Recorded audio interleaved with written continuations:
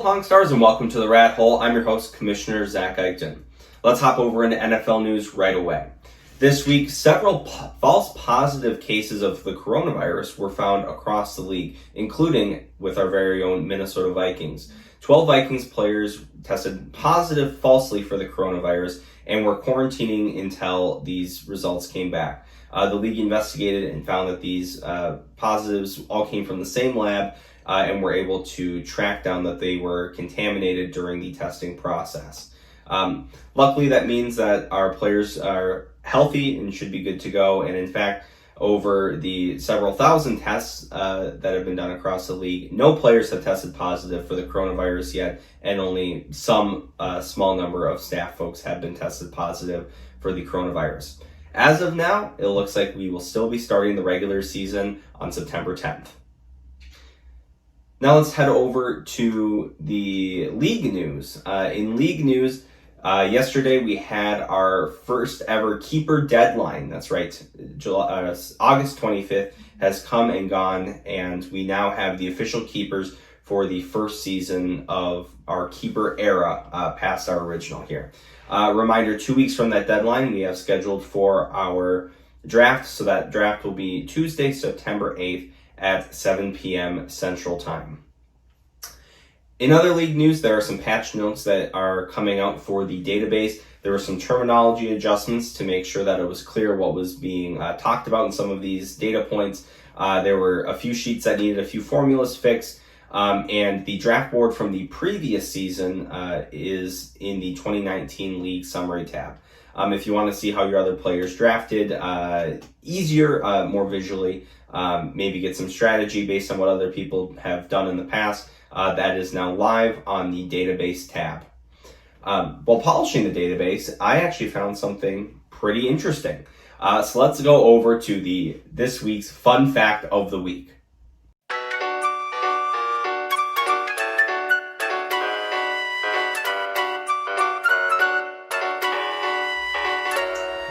This week's fun fact of the week dives again into the profile of a champion.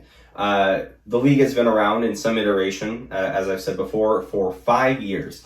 But over those 5 years, the eventual champion has never drafted from the same position. That's right, over 5 years, that's 5 different drafting spots for the eventual champion. In 2015, the Agents of S.H.I.E.L.D., my team, won drafting from the 4th spot of the draft. That was 4 out of 6. In 2016, out of 6 players, Thomas won drafting from the 1st spot. In 2017, Brennan Swan's team drafted from the 3rd spot and went on to win that championship game. 2018, Lukas won after drafting from the 8th out of 8 positions in that first expansion. And then in the second expansion last year, 2019, Noel won drafting from the 2nd of 10 spots. So as we go into 2020, there really is no real data to back up that any specific spot will give you an advantage in this league as far as going on to win the championship goes. This week, I also had an opportunity to interview a previous champion of the league. I had the opportunity to sit down with Lukas Lorensen. Let's head on over to Lukas to hear that wonderful interview now.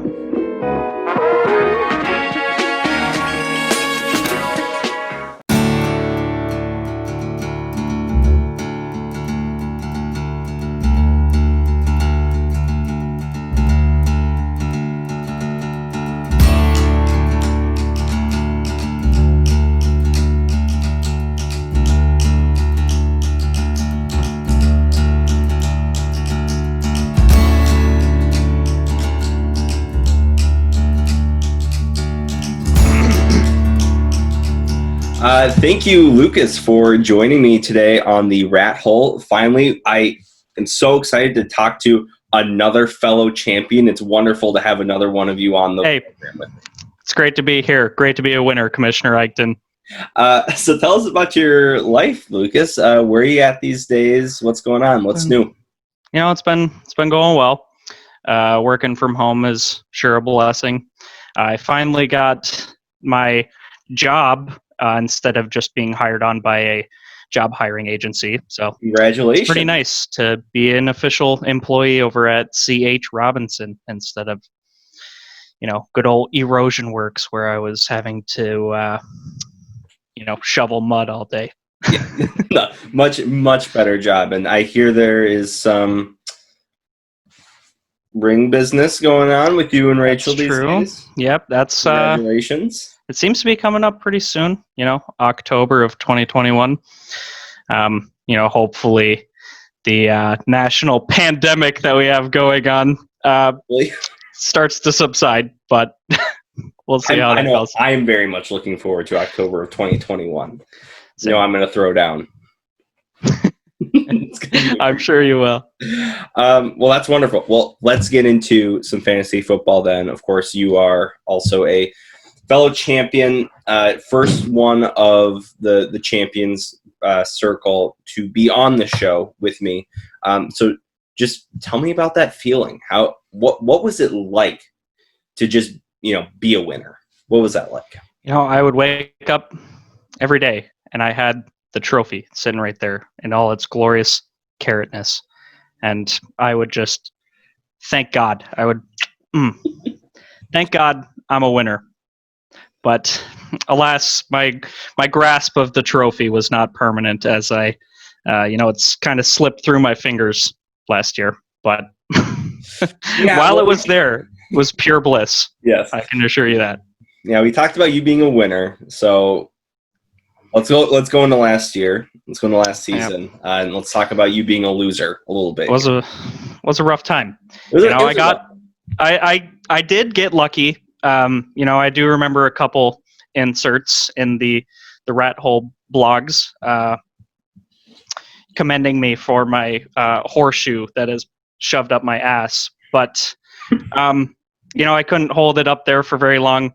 It eventually came out, and I just couldn't keep winning by going up against teams who scored the lowest points that they ever did throughout the season. So that's not a viable strategy for victory. Who would have known? No. So last year was the first year you didn't make playoffs in your Correct. 5 years in the league. But you weren't punished. You weren't in the last spot. But Yes. I got to know, if you had been punished, what was the punishment of the 5 choices that you would have gone with? That's tough. Doing an open mic would have been fun, but at the same time, I've been meaning to get a tattoo, so would have been a good excuse to go get a tattoo for losing. I think that would have been really fun. I know I want my initials carved into your body in that tattoo. I'm sure a nice heart with all of our names in there would be exactly what you would have gone with, right? Oh, yeah. I was thinking I would just get your name tattooed on my butt. YOUR NAME. And I could just say to everybody that I have your name tattooed on my ass. I should have known better than to ask you that question. That's on me. Alas, I was not forced to get a tattoo or do open mic stand up. All right, so let's dive into your season last year. Where do you think it went wrong? You won your first game. You won your first matchup. Yeah, barely by one of the biggest margins in the league, by 1 point, very small margin points. And unfortunately, you weren't able to get those small margins moving forward. So where do you think it went wrong after that? I think the biggest problem was my bench was pretty shallow as far as talent went. As soon as Saquon ended up getting his high ankle sprain in the 3rd week, I was kind of screwed. I didn't have a lot of talent to pull through with my bench, and that ended up screwing me. So anytime I had one of my better players having to sit out, I was kind of just trying to not score 0 points for the week. Well, right. Yeah, I'm looking at your draft last year and focusing on your running backs. You drafted in the first round Saquon Barkley, and then in the second round you drafted Joe Mixon. And then you did not draft another running back until round 11 with Rashad Penny. Yeah. Walk me through that draft strategy. Do you think it worked out for you? Nope. I put all my eggs in one basket there with Saquon, and just cracked under pressure. Yeah, more like sprained under pressure. Yeah, yeah, true. that was a bit of an unfortunate turn of events for you. I know at the beginning of the year, Yeah. and that's obviously tough.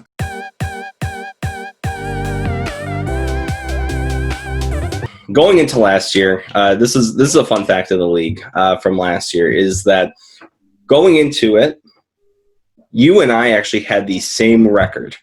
Win percentage was the same. Against each other was the same. We had the exact same statistics throughout our years in the league together. Unfortunately for you, that did change. We faced off against each other twice last year, and once in the regular season, once in the postseason, and you did lose both of those times. Walk me through what do you think went wrong, and how are you planning on coming back and beating the Gluten Freaks this year? Well, at the time, the Gluten Freaks, obviously the superior team. It's no wonder why I lost regular season and playoffs.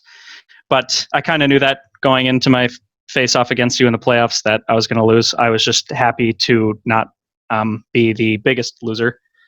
But I think my biggest fault was, waiting. How many rounds was it? 11 to draft another running back. Yep. Kind of picking from the bottom of the barrel there. And also, I just couldn't make very many good trades without people just hassling me for who. Okay. Let's just hop into trades really quick then. Okay. Mm-hmm. Last year you were one of 5 teams that didn't make any trades during the regular season. What does it take to make a successful trade happen from the Diamond Hose perspective? Well, I mean, people are coming up to me with legitimate offers. There's no doubt. But the way I see it is that if everybody's coming up to me and they're wanting something from me, then what I have is worth keeping. So until it's hard to say, especially with this is my first time in a keeper league. I'm kind of nervous to get rid of anybody that I would like to keep. Right. This is the only fantasy football league that I've ever played in, and so I'm not exactly. You're going to get taken advantage of. Exactly. So I feel like it's best to just kind of be very careful. That way I don't end up making stupid trades that I end up regretting in the end. Are there times where, I wish I would have made a trade? And it's hard to say because maybe things would have turned out different. Maybe I could have come out with a dub if I would have traded off Saquon when he was injured 3 weeks in, but it's tough to say in a keeper league because they'll come back and I'd like to have them on my spot. So well, let's hop into your keepers then. Let's see, you've locked in your keepers as of now, and right now you have Matt Ryan, Kenny Golladay, Saquon Barkley, Joe Mixon, and George Kittle. What sets those guys apart? Obviously, Saquon is, number 1 or number 2 running back, depending on who you ask. But the rest of those guys, what sets those guys apart for you? I think they were just not necessarily all-stars for my team, but they definitely played the best. And, each of those spots that I have, QB, 2 RBs, and with Kittle at tight end, it's kind of nice to have that flexibility. And in my opinion, Kittle's a really good player to keep. So he performed really well last year during most of his games. And I think just the points that they scored were what I looked at the most. They performed well. and so I'd like to have them on my team so that if I need to fall back on my bench, at least they'll be there. If with my first, I believe I'm picking third this year, so I should be able to get a banger of a player there. Any insight? What you got on your mind? I don't know. Still kind of hard to decide. I don't have long to pick, but I'm definitely searching through. I don't think I'm going to pick a rookie for, so that's out of the question. But okay. It's good to know. A little bit of insight for me in the fourth spot there. I find it interesting that your mix of guys that you got going here. You have your two running backs. Joe Mixon is generally considered a top 10 running back as well. I think that's a really good pick. George Kittle is obviously the second best tight end in the league after Travis Kelce. And then, he's just big hitter out there. He's a big impact player. And then Matt Ryan has been a fantastic quarterback, especially for fantasy. The only team that I've ever seen Matt Ryan really struggle against is the Vikings.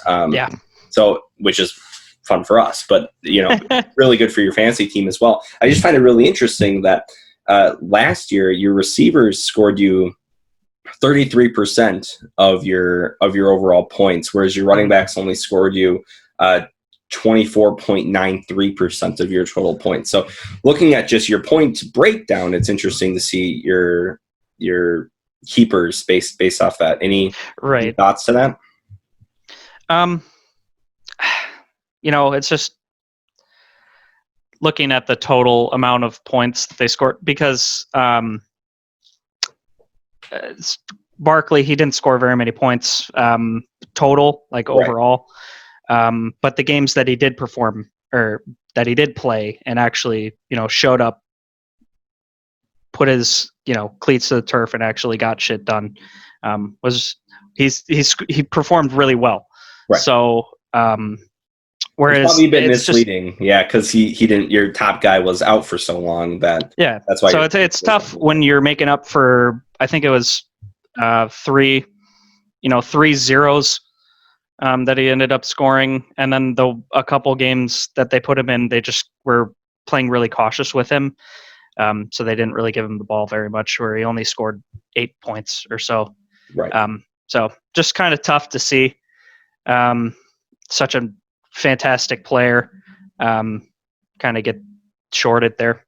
That's really tough, and I think that he's going to get that bounce back year this year, assuming he stays healthy. It sounds like Evan Ingram's going to be healthy on that team, which gets Saquon a little bit of extra wiggle room. Daniel Jones has been working out. Apparently, he's jacked now, which I've heard Saquon too. Good, getting pretty big himself. That's a really good spot for your team to be in going into this year. We've had a lot of expansions in this league from when we started. We started with that 6-team league. That was what you said. Your first year doing it was 2015. Fantasy football at all.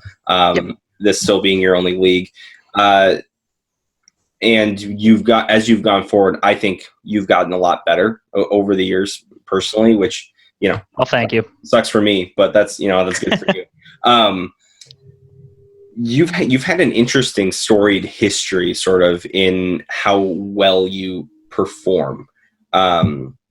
So you have this weird incline going on. You started off your first year with a 6-7 record, regular season record. Then you bumped that up to 7-6. You had a fantastic regular season, 11-2, but then you missed that, which is the highest regular season record that we've had ever in the league, and then ended up in that second place spot in the championship. That was tough. But you bounced back the following year, just sneaking into playoffs as the fifth with a 6-7 record, and that was your championship year. And then last year you went 5-8. So you sort of have this parabola going on right now. What is your strategy going into this draft to switch that back around so you can get that upward slope going again? That's tough. I don't have a lot of strategy that I'm aware of with only playing so much. Basically, just look at the big numbers that the players are projected to score, and try to make sure that I can get them out there on my team.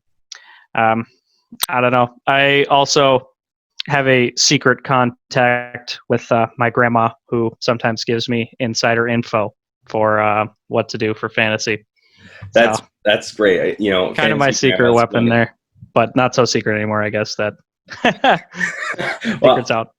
All right. Well, I'm sure she'll take my phone call and will help me out as well. That'll give me the edge in our little rivalry going. Let's see here. Over the years, I just quick right off the top of your head, who do you think you have the most wins against? Well, Tony. Well, proportionally, yes, but overall wins, yes. Sorry, Tony. Don't mean to call you out like that. I'm trying to think. It's either Sam or Brennan, I think. Okay, so actually, Brennan of the original 6 is the person you perform the worst against. You've faced Brennan a total of 10 times, and you've only won 4 of those matchups. No, you have actually faced off against John Stevens 15 times, and of those 15 times, you have won 11 of your matchups. Dang. Yeah, you're 11-5 against, or 11-4 against John. Sorry, 11-4 against John. What is that secret sauce you bring every time you are able to face off against this singular opponent? I don't really know. I think I just got really lucky some of those years against John. I think if I look back at the previous year when I won against him, he only scored 80.6 points that game. So yeah, his regular season average points against you is 90.5, which is barely higher than Thomas's 89.9, which you also have a pretty high record against. That I don't know if your defense is just really coming up clutch there, or if it's just I would say it's just your defense. But the other thing that's really interesting here is that you also have your other than Noel, your highest regular season's 0.4 average against John as well. So clearly your players have some sort of vendetta. I'm not sure if John wronged you at some point. I don't know. Maybe I'm getting in their heads during the pregame. They're warming up and they're like, damn, I got to play against the Diamond Hose. Huge. It's a pretty good point differential there for you. All right. Let's get into my favorite part of the interview every week. We do this every week. It's the would you rather question. All right. Oh yeah. All right, here we go. Would you rather fight one Saquon Barkley sized duck or 10 duck sized Saquon Barkleys? And give us your fighting strategy for whichever one you choose. Dang. I'm thinking I might go with the 10 duck-sized Saquon Barkleys. Whoa. It would be pretty terrifying, but I think a duck the size of Saquon Barkley might be even more terrifying. I feel like it'd be hard to wrestle it, with all the feathers and everything. So it'd be a lot easier dealing with the shorter Saquon Barkleys, even though he's swole. He is swole, yes. I feel like with his stride being reduced to such a small amount that I could possibly be able to outrun him for maybe 30 seconds. So, what if they hop on each other's shoulders and form one mega Saquon? Oh, yeah. Damn. Then you're toast. I don't know. I think I'm screwed either way, honestly. All right. Final question, Lucas, and then final question. Mm-hmm. Will you trade me Saquon?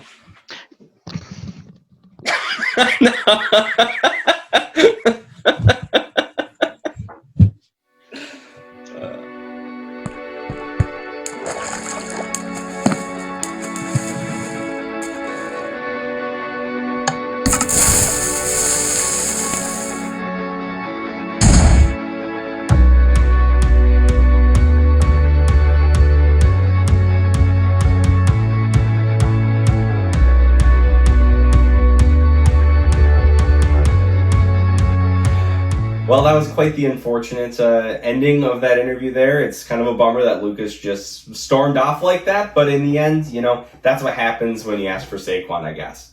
I just want to say thank you all for tuning in this week. Remember to give that Twitter page a follow. Remember, it's at FFLPong. And that's all we have for this week's episode of The Rathole. I'm Zach Eichten, and remember to vote.